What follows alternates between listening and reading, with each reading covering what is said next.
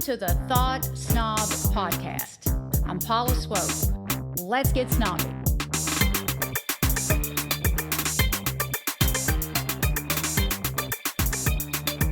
Today's guest is a powerful force, a woman who completely reinvented herself during midlife and whose world looks nothing like it did before her awakening. Wendy Valentine is the author of Women Waking Up, the Midlife Manifesto for Passion, Purpose, and Play. And she's the creator of the Midlife Makeover Show. Just like me, Wendy wrote a book. Just like me, she started a podcast. And just like me, she used manifestation to rebuild her life from the ground up. We spent an hour talking about how we both manifested new lives. And if you've ever wanted to understand what manifestation looks like when it's executed properly, you do not want to miss a single second of this episode. Wendy Valentine. Last time we were together, you were still writing this. Women Waking Up, the Midlife Manifesto for Passion, Purpose, and Play. Play. I like the last word. Play. Exactly. Gotta play, right? Don't we forget to play? You're know. pretty good about that, though.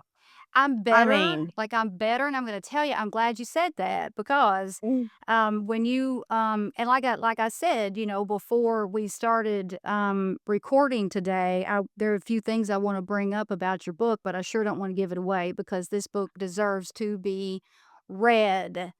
But your mirror moment when you were in Chicago, Yes. the big My career. mirror. Oh, yes, that's right. I love that you chose that song, The Man in the Mirror. Yes. Yeah. I will never. I mean, isn't that funny, though? I'm sure you have those moments in your life that you can literally just bring it back to memory so fast. So it's like a good epiphany, but it was also a bad epiphany. You know, it was a bad moment, but it was such a huge epiphany, a huge aha.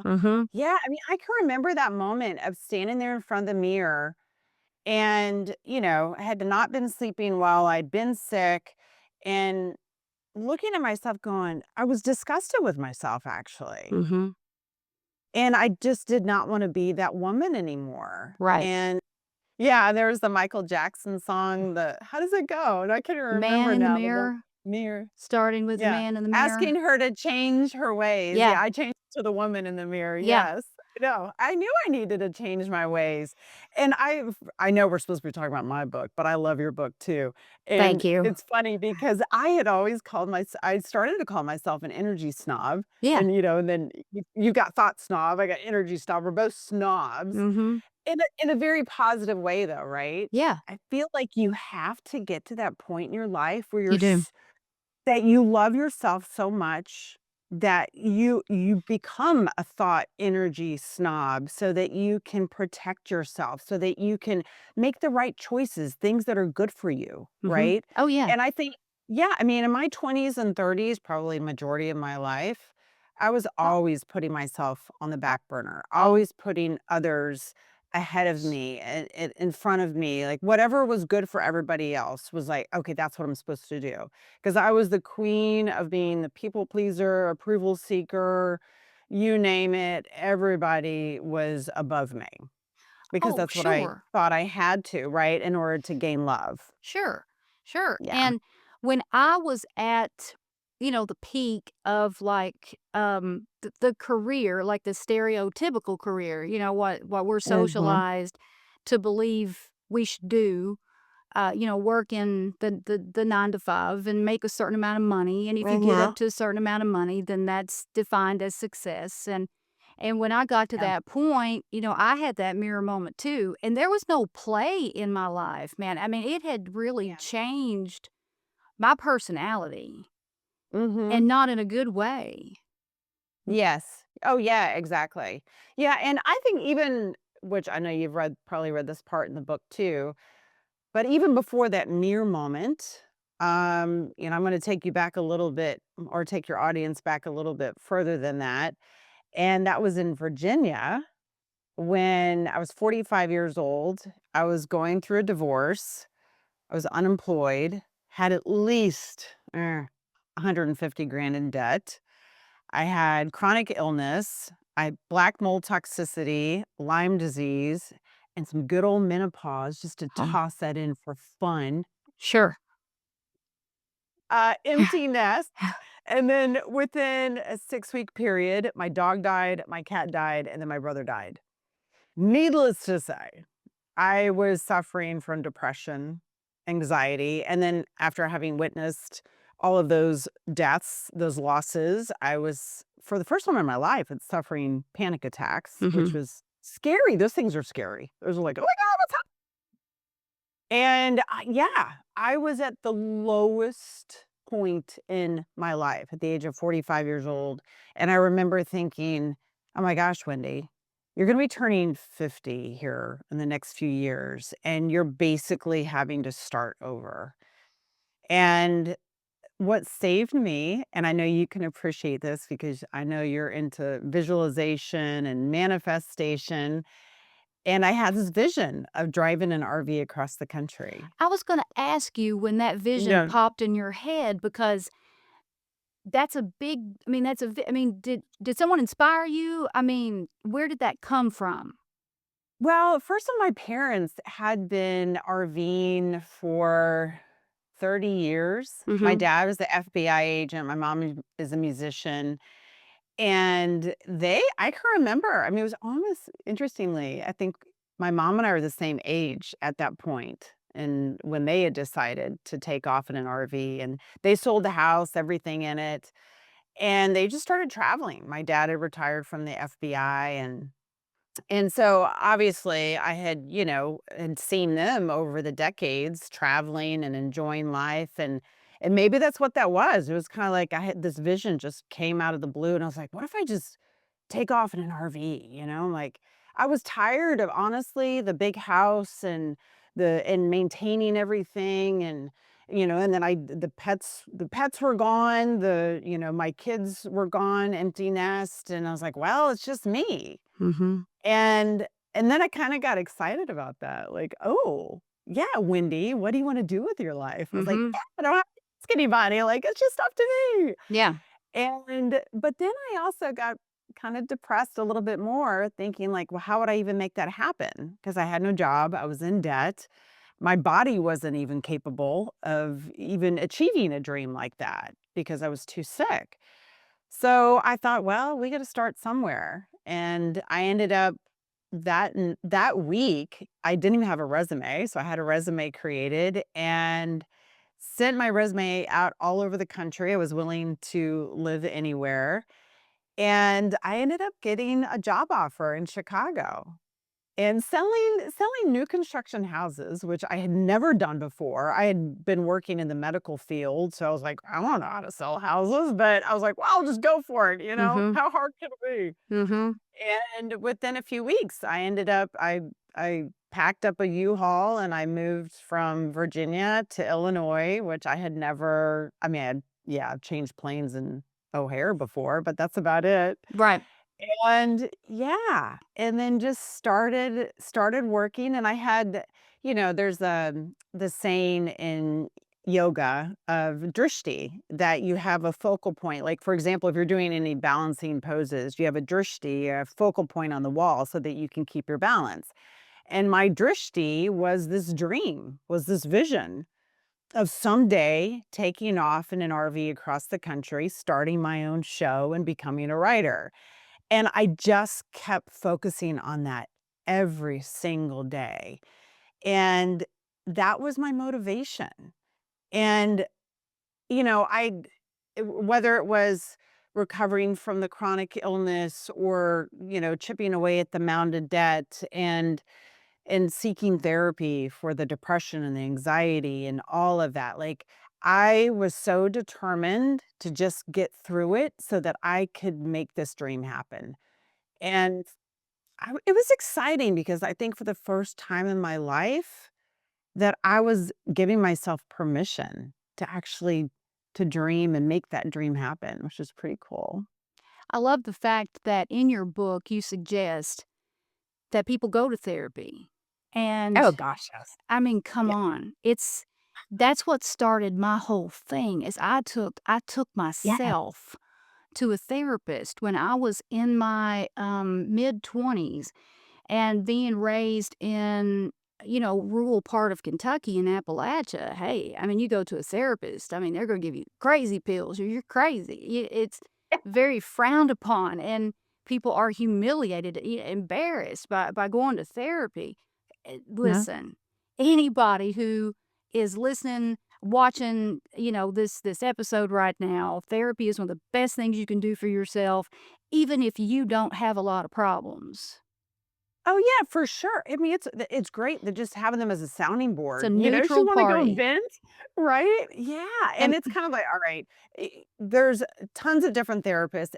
If the first one doesn't work, go find a different one, right? Like, I do exactly. believe yes, exactly, and the types of therapy too, but Yeah. yeah, See what works. yeah, it's interesting that this kind of funny story just popped in my mind. I mean, when I was a teenager, I was 13 years old, and I had read the book Codependent No More. And I think actually, that was like the first year when it came out. I mean, that's how in tune I was as a teenager That's impressive. to be reading books like that Mhm. and talk about like sneaking away. I ended up joining like this support group. I was like 14, 15 years old, and I would tell my parents that I was going to see a math tutor, which is stupid because I'm awesome at math. And they're like, "Okay." And really what I was doing, I was sneaking away to go to a support group. Really? Yes, That is I know, isn't wild. that funny? I know, so yes, I have always been pro therapy, and I also think too, like, doesn't mean you have to stay forever, right? I Sure. mean, I'm at the point where, like, maybe once a year I'll text my therapist, like, "Girl, I gotta talk to you."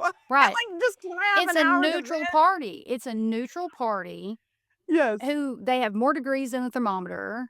Yeah. And, my mother will say, "Why would I go see a therapist? They don't care nothing about me." And I'm like, "Hold up. Now that's kind of the point." It's like, Yes. it's professional. Yes. People that care about you, they're biased. Yes. Yeah. Any way you stay it. Yeah. You do not need to be asking people that you know real well for advice, really. I mean, therapy is that's where the magic is. If that person they don't know you personally, especially, in the beginning, they get to know you, but they have a Yeah. different perspective. They're looking at you through a different lens. There's less judgment. There's no judgment if it's done right.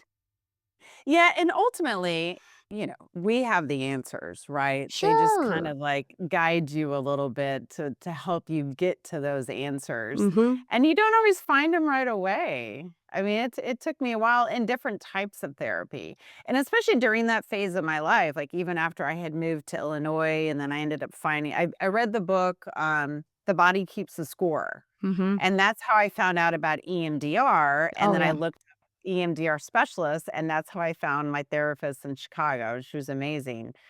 And I mean, I can remember thinking that, like, during that phase of my life, I was like, we got to go all out. Like I was on a mission to save myself, really. And so I was reading books, I was doing journaling, doing the meditation, even different types of meditation that I had not done before. The therapy, everything I could possibly do because I think I was so exhausted with the Wendy that I had been for majority of my life.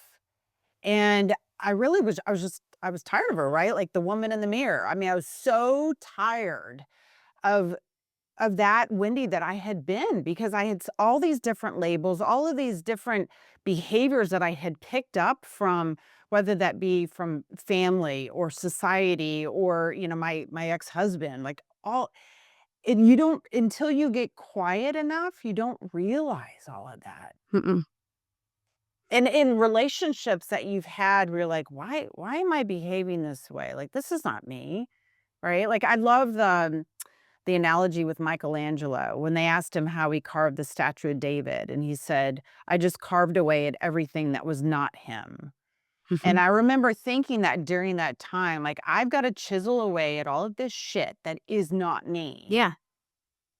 Whether that was thoughts or beliefs or behaviors all of these things and values, I'm like, is that my value or is that his value or her value or my mom's or my dad's? Like, who am I? Mm-hmm. I mean, I think it's natural too, especially as you get into your 40s and 50s, you realize that you've picked up everybody else's thoughts and beliefs and behaviors, and then you lose yourself. You Oh, don't, I yeah. think that's why there's so many women, especially, they're like, I don't know who I am. Like, Mm-hmm. who am I? I've lost myself.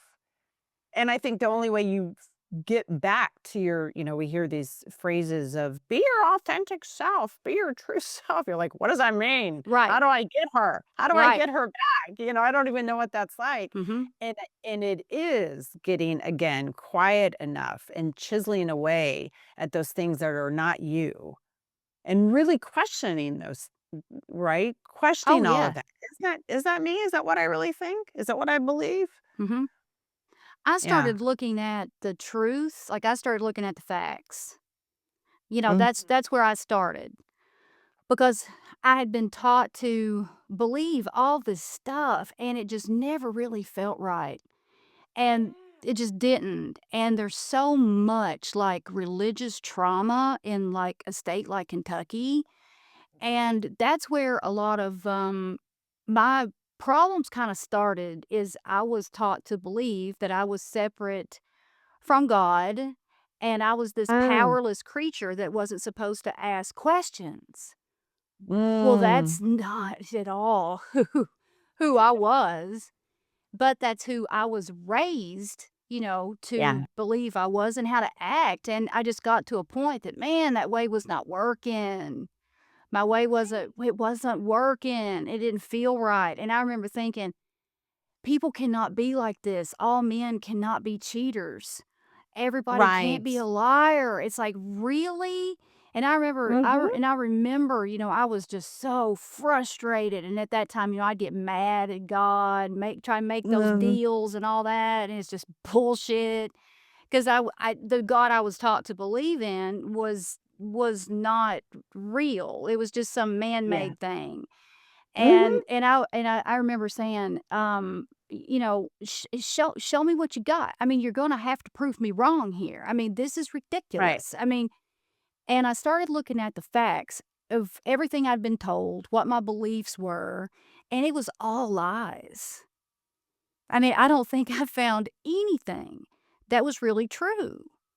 Yeah. And so that's where I really got started. I just started looking at things more,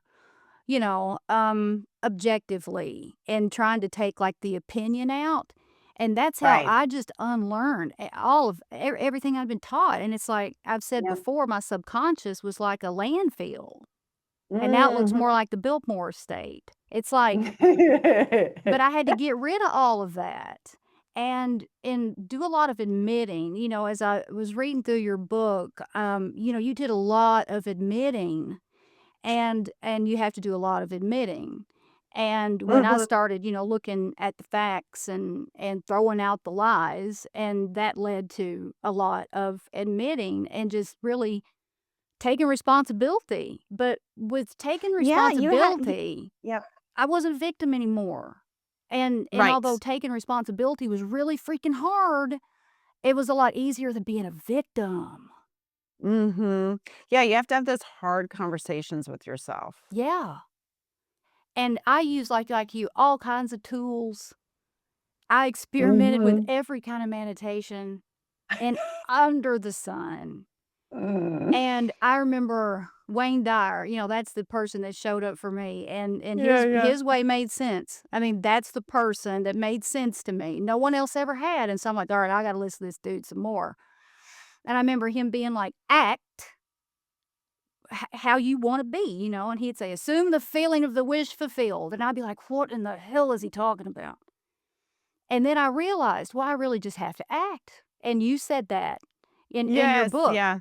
And the Yep. first thing that I did, because I really didn't know how to go about it, it's like you said earlier, you read all these books and you're like, okay, well how do I do this? Exactly. Yeah. Yeah. And I Yeah, started my talking. I just started kind of yeah. speaking things into existence. Like Yep. if I would talk to somebody that didn't know me, well, I just Mhm. tell them a bunch of, well, I mean, I was lying, really. Yeah, it's like lying your way into the truth. Yes. And we're right? Yeah. Because, well, I can remember my Aunt Annie, which, speaking of like amazing sounding board, because during that phase of my life, I mean, I'd call her almost every single day and I'd boo hoo and this is happening. Nah, nah, nah. Never forget this one day. She said, "Darling," she said, "you've always wanted to be an actress. So why don't you just act like the woman you want to become?" I was Best like, advice "Huh." ever. Right? I was like, "I could do that."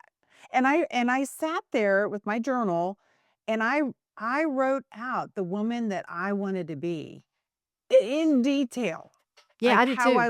how I would walk, how I would talk, how I handled my finances, my relationships, my boundaries. And I just designed this woman. And then every single day, and it was kind of cool because moving to Chicago was brand new. No one knew me there. Right. I mean, I could have showed up, speaking in an English accent. They would have known any different. Mhm. Right.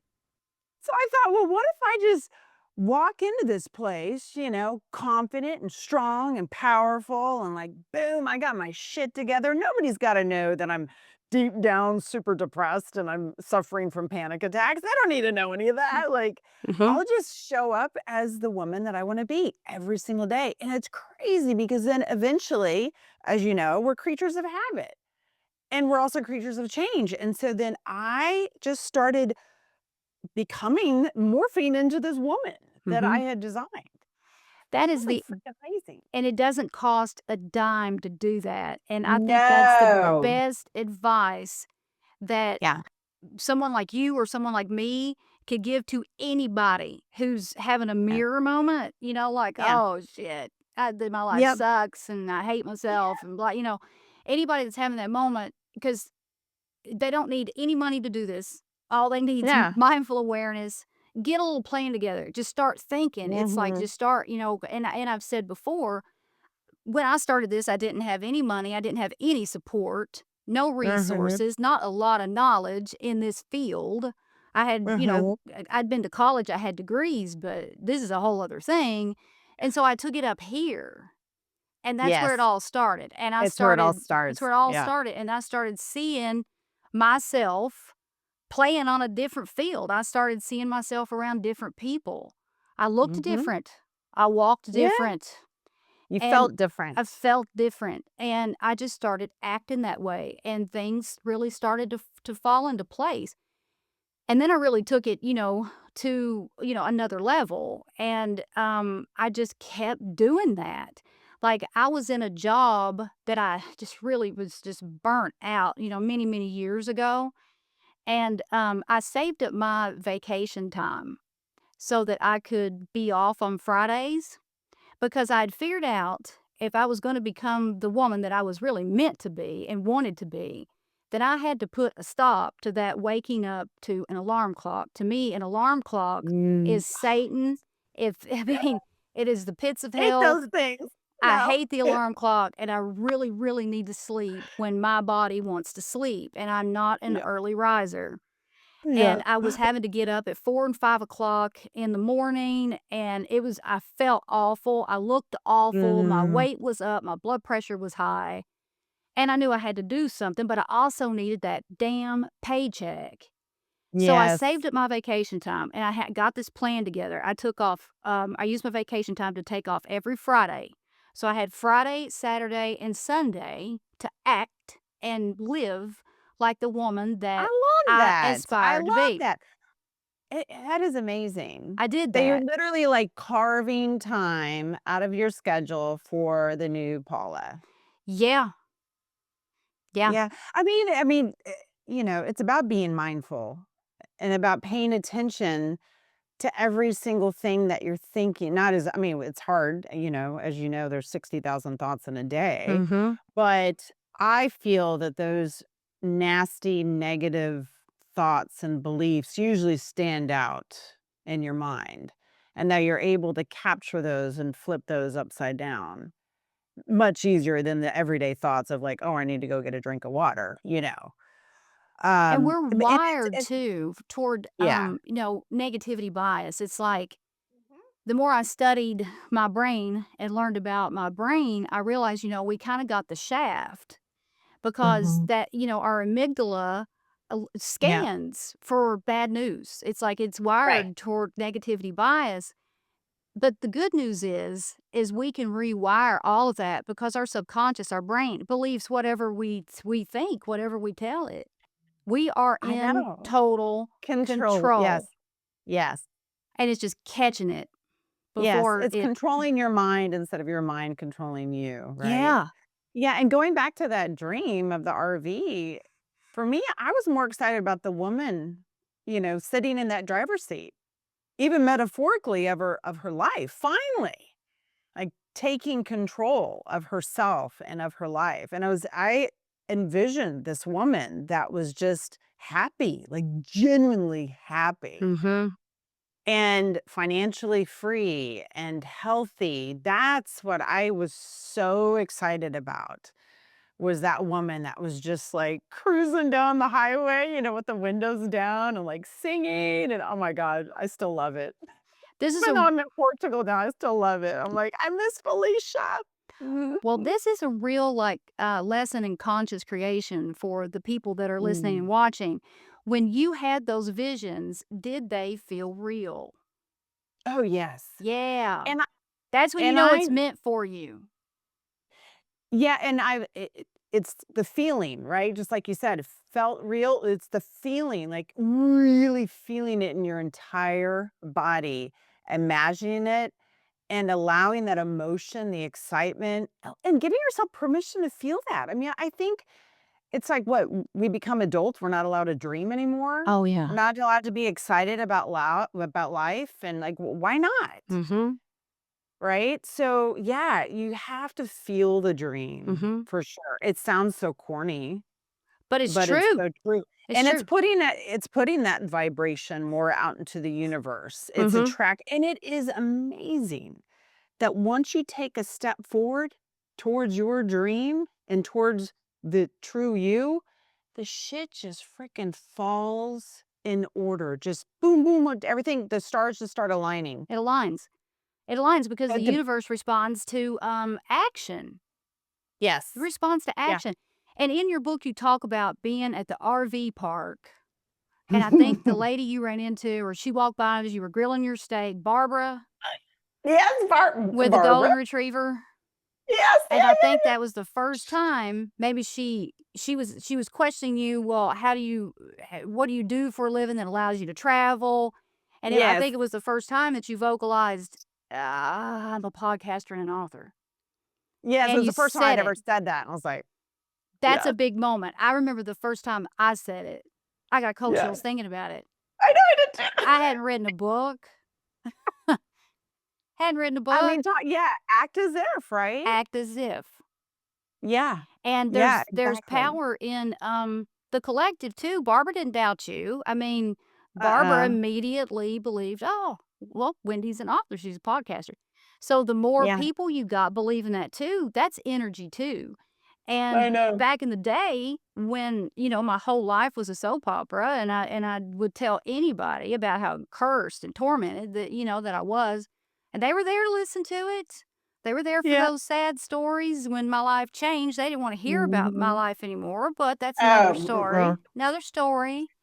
But when I was convincing everybody how bad off I was, well, they all believed that I was a complete loser. They all believed that. Mhm. And there's power in that. And we have to be really, really careful about what we tell other people Yes. about ourselves. That's a big deal right there. And that's where a lot of people block themselves. They're talking shit about themselves to other people. Yeah, exactly. Well, and unfortunately, sometimes the ones that are closest to us, our loved ones, are the ones that are gonna be like, "Really? Wendy? You're just gonna" I had so many people that I knew that were like, "What? You're just gonna buy an RV and take off across the country?" They're like, Oh you know, yeah. Oh, you can feel the judgment. It's like, you get ah. the naysayers. I Mm-hmm. know. So yes, you do have to be a snob when it comes to that. You really do. Be selective of who you share your dreams with. Mm-hmm. Yeah. And you have to feel so strongly about what you want that it doesn't matter what anyone's gonna say or think. or That's what do. yeah, you're right. Mhm. I'm so glad you said that because I always tell people, listen, until you are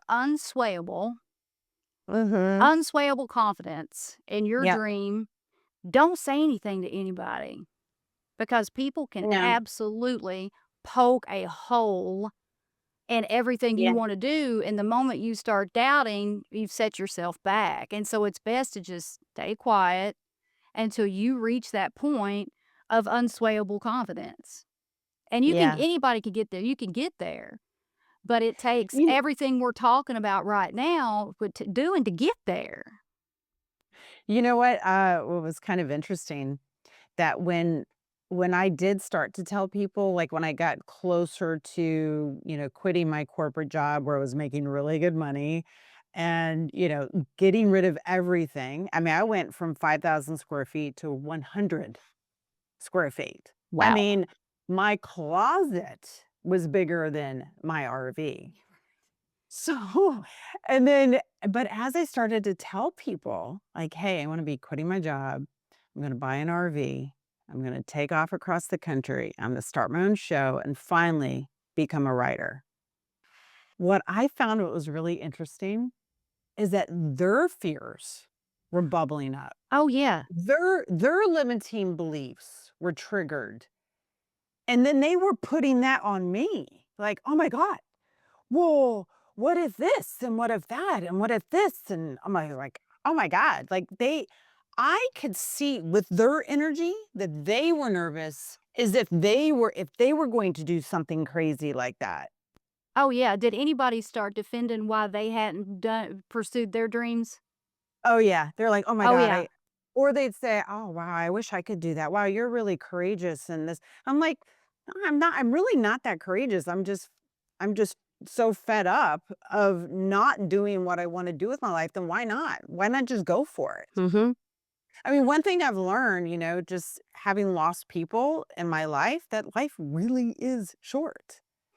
Oh, And it, absolutely. yeah, I mean, at that point, I had 0 regrets in my life. Even though I'd made tons of poor choices, I had 0 regrets, Mhm. and I knew that that would have been the one regret if I had not gone for this. Yeah.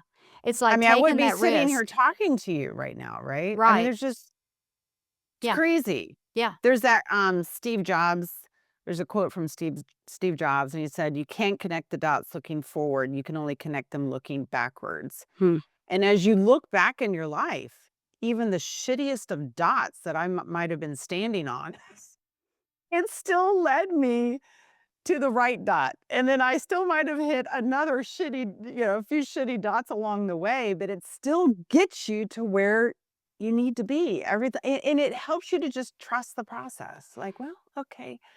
Even That's if right. you're in a point in your life right now, like where it's just you're in a really crappy place, it's really hard to hear this, but you have to trust it. You have to trust that you're gonna be out of that crappy position and you'll be on to wherever you're supposed to be. You gotta be willing to take action. I mean, you gotta be willing to accept the fact that taking those risks is not as risky as staying in the No. misery. It's really not. And a self-help book, I say this a lot, a self-help book it really did change my life. Sometimes I felt like Mhm. those self-help authors cared more about me than the people in Yeah. my family, in my inner circle did. I Mhm. mean, and that may sound crazy, but a Mm-mm. self-help book really did change my life. And there's power. There is power in these self-help books. And I want to spend our last few minutes together just really talking about your book. So you just got Yeah. off of the book. Are you still on your book tour? You're back home. Back at home, but just doing podcast tours and still TV shows. Gotcha. Because, well, I'm Yes. saying book tour. Okay. It never Yes. ends. It never I really. know it never ends. Yes, It's I know. constant. It's constant. Yeah. And yeah. And so, and this book, when did it debut? Was it Oh August? 09, oh 09, oh 09. Uh, September 9th? September 9th. Yep. Yes, okay, and it is basically it's for sale everywhere, right? For sale everywhere. The cool thing is with the book, even because I know a lot of authors will do this like a pre-order type of bonus thing. Yeah. I just kept the bonuses no matter what. So the cool thing is with the book, you get a meditation series that comes with it. There's a women waking up playbook that goes along with it, because some people don't want to like write in the book. They want something they can, Sure. just fill it out as they go along. Right. There's an online course that comes with it, a Spotify playlist. There's tons of goodies that come with it. So I try to make it as holistic as possible so that you're not left without anything. Do you have an audiobook? I do. I And thought you did. Okay. yeah, and I did record it too, which was Okay. fun. I recorded it here on the island of Madeira, which I was like, "Oh my God, there's a recording studio here?" Like, That's another thing that's harder than people think. 'Cause oh gosh, that was tough. it's tough. It's tough, Woo! like I said, I mean, Will's like, the sound police, and, we have an audio booth that's right over here to my left in the Yeah, podcast studio. It's a whisper room, and he would let me yeah. have a chair because of the sound moving around and Uh, stuff, and so I had to stand still, and I was in there for, like, 3 days oh, recording yep, that that's about for audiobook. me. Is that how Mhm. long it took you? It is tough, yeah, and then, like, I'd get cotton mouth, I'd be like, Oh, yeah. "Mm, Oh, I mm, know. I had a little uh," coughing fit, yeah. Yeah, I think mispronouncing I was words. Yeah, it's like I know, words that I'm like, "I should be able to say this," like, I would just not say it properly. mhm. Yeah, I tried to make the book, it's probably 30% memoir, 70% prescriptive slash guidebook. So it is a how-to. Yeah. And, there's that saying, you can lead a horse to water, but you can't make him drink, right? Mhm. And I can lead people to the book. I can't make them read it, obviously. And most importantly, I can't make them apply the tools and techniques that are in there. But if you do, I promise you, your life will change. I Yes. feel like there's no way that it could not. If you actually took action and you did everything that's in the book, even probably half of it, Oh, yeah. your life would change for You the could better. like, in the very beginning, you present the wheel. Yeah, the wheel of midlife, yeah. If you've never done the wheel, like, that's one of the biggest exercises in Yeah. awareness ever, and awareness is Yeah. the foundation of all change.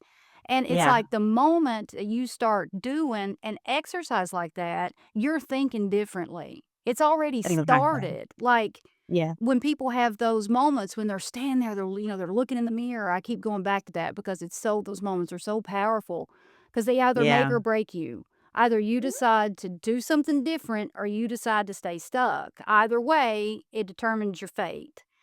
And Exactly. right? And so Mhm. when you look in that mirror and you have that moment and you admit all the things about yourself that you either don't like or you admit that you're miserable or whatever the case may be, Oh. your transformation's already started. Yes, exactly. Yeah, and even when I did the wheel of midlife back then, or I didn't know it was called the wheel of midlife when I was actually doing it, but everything was ranked under a 4 because my life was a mess. Mhm. But at the same time, I was like, well, at least in some ways I had a clean slate because I could Sure, start. It didn't matter. And what's nice is that if you start making changes in one area of your life, it spills over into the other areas of your life. it does.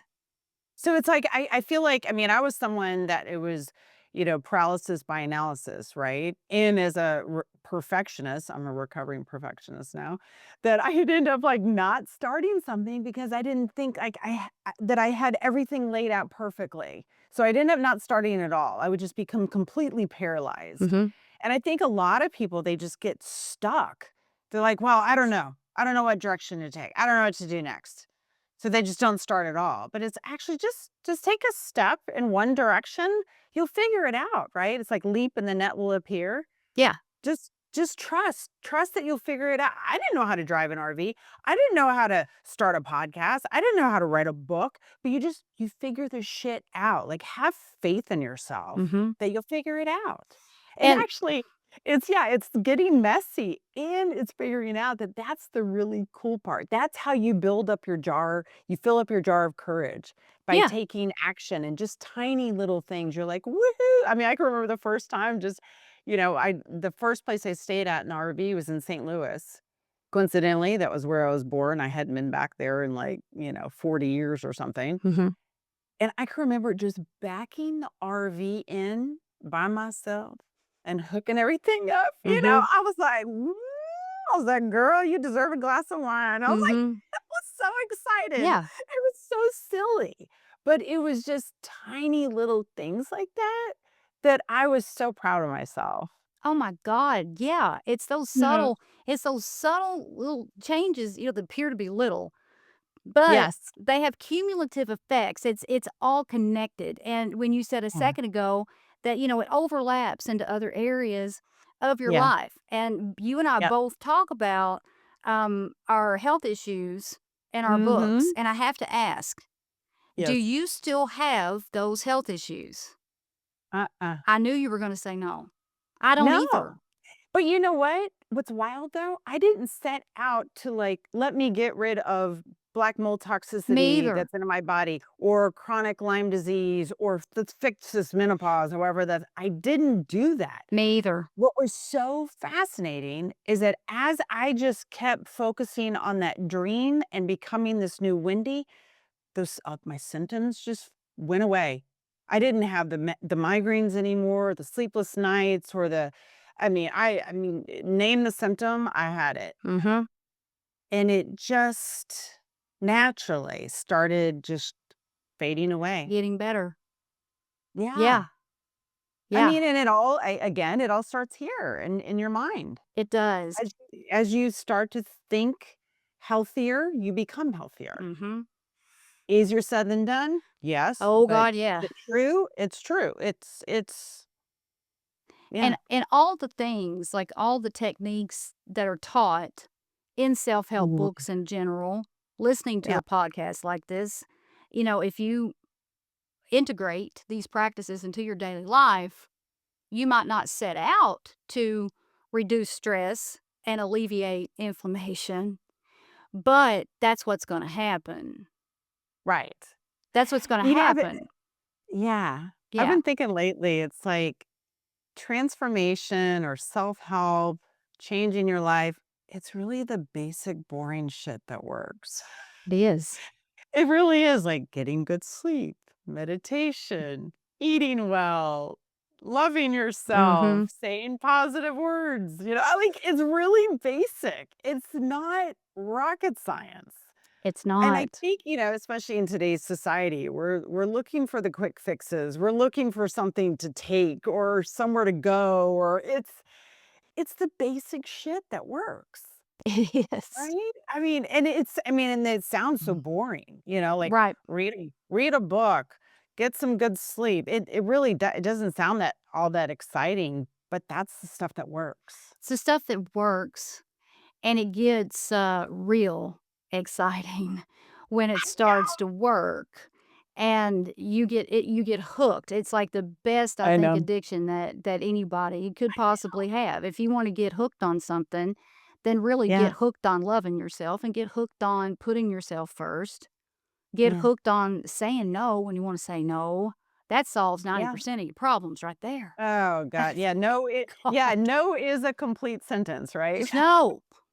No. It's No. no. And it's so hard to do that, especially with women, because we're taught, to be polite and not to, hurt people's feelings, and I don't wanna hurt anybody's feelings, but there's a way to go about saying no and honoring yourself and what's good for you without being rude. You don't have to be rude. I'm never rude to anybody.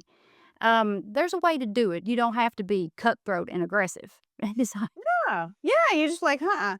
And then you know what? I even talk about boundaries in the book too, and I didn't have boundaries before. Me And either. no, I mean, because I wasn't allowed to, Right, really. right. I mean, and I know a lot of that stems from when I was a little girl, I was abandoned. And so because of that, I became a perfectionist, a people pleaser, an approval seeker, the codependent to make sure that I was not going to be abandoned. I wanted to please everyone so that they would stay with me, right? Oh, Even yeah. if I was being treated like shit, Yeah. I was like, well, it's as long as they're here, right? Right. I wanted to do that. And then, but then I realized that the person that was being abandoned the most was me. I was abandoning me. And I was like, we have got to stop this. I didn't realize that until I was 50. That was about 2 years ago. I didn't realize that I had been abandoning myself that Mm-hmm. entire time. And the other thing is too, the reason I did not set boundaries is because I thought if I did tell someone no, or you cannot treat me like that, then, oh my God, they'll leave me then. They'll abandon me. They won't like me anymore. And sure enough, in the last few years, I've been setting boundaries. And yes, I have lost relationships because I've upset the apple cart. I'm not responding in the way that they have expected me to respond, right? Well, you're Because not they were giving them able what to, they yeah, need. yes, yeah, Yeah. yeah. So I It's have lost relationships, and honestly, they were relationships that needed to be gone same. because, yeah, it's like, well, either you love me or you don't. That's exactly right. Hmm. And really, it's really that black or white. And Yeah. I've lost so many relationships, but none of them were doing me any good. And I just got to the point that I was really, really willing to let all of that go. And Yeah. my life is a lot better without those relationships in it. It just is. And it's old Well, patterns. It's old yeah. patterns. Yeah, and Mhm. until someone wakes up and breaks that, then they Yes. just keep going. Mhm. And just like you said earlier, it's like once you start to have that peace and that happiness within yourself and that love, yeah, you're like, I am not willing to give this up anymore. No, and those people Mm-mm. don't like that. No, mm-mm. They don't like Misery, that. misery loves company, right? Oh, yeah. Misery loves company, and I've often said that, people loved me more when I was a loser. Yep, yep. I can totally yes, I have one person in particular in my life that really loves for me to be miserable and unhappy and depressed, Mhm. sadly. Yeah. It's so bizarre, but It that's true. Oh, yeah. And when our energy changes, people can feel that. And Oh, you're yes. not giving them anything anymore that makes them feel better about themselves. It's really messed up, and those people really do need to go so they can find like energies because Yes, they're gonna hate you no matter what. It doesn't matter exactly. what, you know. Well, and that was the other thing I had realized too. Here I'd spent so much time and energy trying to please all these people, and it didn't matter anyways. They It were gonna just doesn't. do what they're gonna do and say what they're gonna say, and so I was like, well, why am I even bothering? What difference does it Exactly. make? I'm like, why don't I just please myself? Yeah. Because their perception is their reality. And I had to really come to terms with that because no matter what I did, no matter how nice I was, no matter how kind I was, no matter if I was a bitch, it did not matter Mhm. how I behaved. They already had me figured out. And Yes. there's no changing that.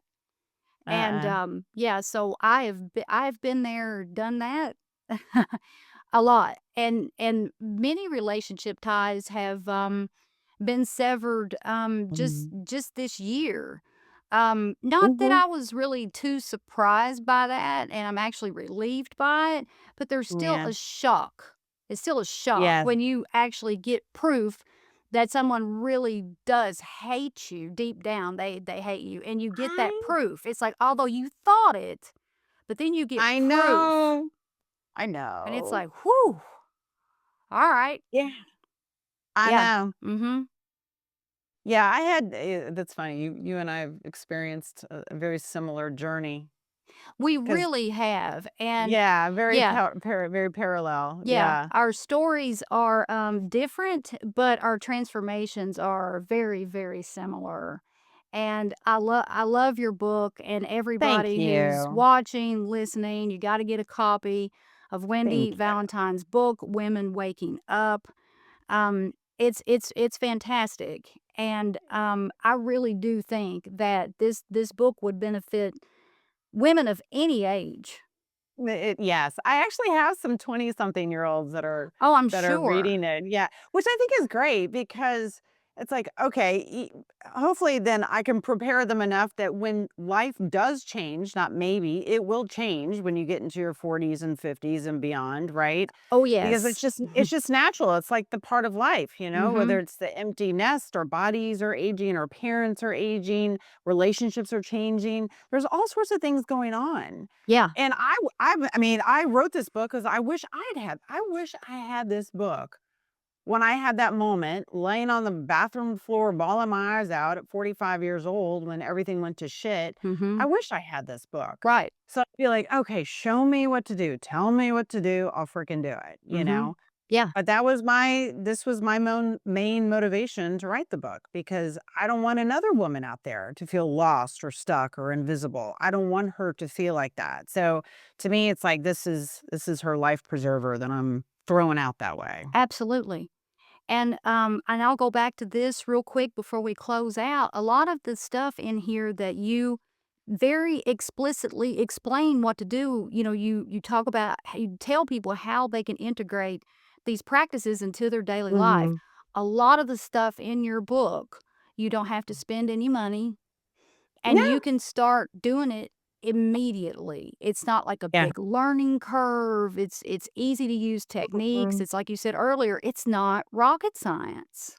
No, it's very basic, very simple, but then the transformation is just like, whoo, Whew, that's a right? whole other I mean, thing. we were you Paula and I are the guinea pigs for everyone. Yeah. Yeah. Good Lord, We're aren't living we proof that though? it works, right? That's Yeah. exactly right. And it does. It does. Yeah. It's just doing it. So, do you have Yeah. any final words for the people who Mm. are listening to us today? Any last words you want to Yeah, share? it's never too late. You're not too old. And midlife specifically is not the end. It's the beginning, I feel, of the most beautiful chapter yet. I agree. Yeah, it is. Perimenopause was um It's brutal. oh man, it's bad. And I don't Bad. understand why no one really told me about that. No, me neither. I'll be honest with you. You know what? It was after I started my podcast, I had never even heard of perimenopause. And this was just a few years ago, y'all. Isn't that And I was something? like, isn't that crazy? Now they're talking about it so much. It's like, whew, Just okay. recently, yeah. Just recently, really Hmm. over the past couple of 3, 4 years, started talking about it. I didn't know about perimenopause. No, I me didn't neither. And menopause, in my opinion, that was by the time I got to menopause, I was like, I'm done. I I thought I mean, was I gonna was, be like 60. And yeah, I was in peri, pretty sure, I hit perimenopause at about 42. So I started a little earlier, but yeah, actually yeah. the time frame women can start in their late 30s. I mean, I did. you did? Yeah, And you I didn't did. know I it? mean, Yeah, I had didn't either. no freaking idea, and then I had, the black mold and the Lyme disease on top of it, so I was a hot mess, Yeah. literally. But it gets better, but it's really all about getting ahead of it before it gets ahead of you. And I was Yeah. right on the cusp, I mean, I was close to it, getting the best of me, and, something took me I went to a hormone replacement therapist when I was, Mhm. like, I think maybe 44, and I realized I was in peri. And they can't really tell, when it Yeah. started, but just, kinda backtracking, I think it was about 42, and then, it lasted, let's see, about 5, 6 years, and then bam. So Mhm. I'm post and, Yeah. but hey, I'm back. I'm back. Like I'm back, it's like, bitches. I'm back, and, I mean, the worst is over. Um, But, there's a word that you had said. It's like it's about being proactive, and it's easier to prevent than to repair, right? No matter yeah. what we're talking about, whether it's menopause or your finances or your relationships or your boundaries or your mindset, anything. Like, Mhm. get ahead of it so that when you do get knocked down, it's so much easier to get back up. Right. That's Yeah. right. Yeah. I mean, I don't know about you, but if something happens, that no matter how, yeah, there is some trauma that can be pretty bad, but now it's like when something happens, I'm like, okay. I feel like I've got the tools now. I'm Well, like, you're I got more my resilient. toolbox right here. Yeah, we're like, Yeah. okay, I know what I need to do. I need to meditate. I need to really watch my thoughts right now. I need my sleep. I need good food. Like all those things, those go-tos that you have that to get you out of the rut quicker. Instead of reacting. Yes, Yeah. I know. Yeah, because I used to react to everything, and I just thought I was supposed to. I was on autopilot. Yeah, I I just know. react. And Yeah. now, I don't my reaction is just, sticking with my, daily practices. Yes. It takes a lot to get me to Mhm. fall apart. Like I don't Yes. remember the last time I fell apart kind of Yeah. thing. Uh-uh. Yeah. I know. It's I'm been a trying to think while. too. Isn't that nice? Well, Whew. no, I take that back. Well, last year, I had to have my picket knees put down, and that was Oh, tough. But that's a different kind of, yeah. that's a different thing. That's just sad. Yeah, I mean, Oh, that's just yeah. heartbreaking, Well, kind of yeah. I sad. mean, that's the thing. I mean, there's going to be losses in life, right? There's Right. going to be some shitty things that happen, But you deal but with it differently. It doesn't get the best of yes, you. And I will often exactly. say, in this day and time, I might get mad for 24 hours, but not 24 years. Yeah, I know. I know. You know? I know. Yeah. So, Uh, I'll wrap up. Once thank again, Wendy you. Valentine, Women Waking Up, available everywhere. And it's Yeah. paperback, audiobook, I'm Yep. sure Kindle, Kindle. Yep. all the And then you formats. can, yep. And you can get the bonuses at womenwakingup.com. And yeah, All right. hopefully it'll help a lot of and men or women. We can take out the woe Yeah. and it'll just be men waking up. Hey, men, if they listen, they're going to be affected by everything that goes on with women. They are impacted by Yeah, menopause too. I know. Oh, I know. There's a reason why there's a men in opause. Right, There's menstrual cycle, perimenopause, right. menstrual cramps. Exactly. They got to deal with it too. So, just Thank you, Paula. I saying that. love you. You're the best. Well, thank I you. I love love you listening too. to you. Yes, you're Let's amazing. And always, thank you, everyone. yes, thank you everyone for listening. And let's always stay in touch. Always. Yes, I know. Yeah, I know. You have to. And on to the next book, right? exactly. I'm already writing it up here. Me It's all up too. here. Yeah. Yeah. I know. All right. Thank you so much. And I will talk to you soon. The Thought Snob podcast with Paula Swope has been brought to you by Thought Snob Media in association with Special Purpose Studios. All production, mixing, and sound engineering by me, Will Swope. We hope you've enjoyed this podcast. Please take a few seconds to give us 5 stars and leave a review. See you on the next Thought Snob podcast with Paula Swope.